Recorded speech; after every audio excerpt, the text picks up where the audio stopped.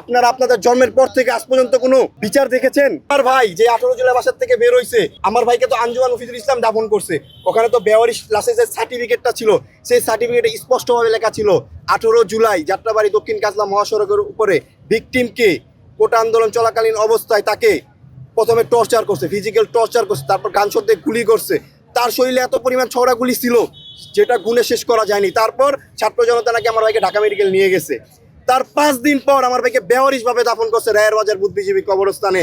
একটা মানুষের পরিচয় থাকা সত্ত্বেও খুনি হাসিনা বেওয়ারিশভাবে দাফন করছে। কিন্তু আজকে আমাদের ভাইদের হত্যার বিচার নিয়ে কেউ কথা বলে না। আজকে জুলাই সনদ নিয়ে তালবাহানা।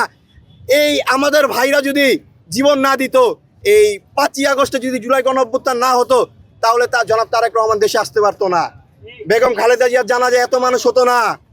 আরেকটা কথা বলি, এই আমাদের ভাইদের রক্তের উপর দাঁড়িয়ে যারা গাদ্দারি করছে তাদের জন্যই ওসমান হাদি ভাই মারা গেছে।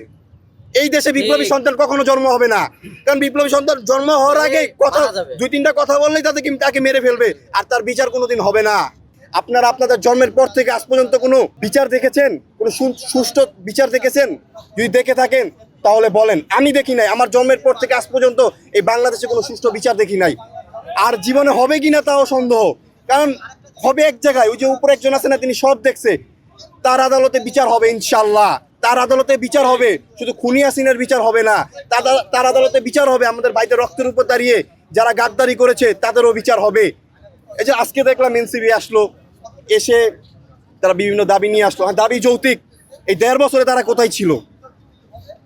জামাত বলেন, এনসিবি বলেন, বিএনপি বলেন, আমি কাউকে ছাড় দিয়ে কথা বলবো না। বাংলাদেশের রাজনীতি নোংরা, ঘৃণা করি এই বাংলাদেশের রাজনীতিকে। এই বাংলাদেশের রাজনীতি হলো, আমাদের ভাইরা বৈষম্য দূর করার জন্য জীবন দিয়েছে।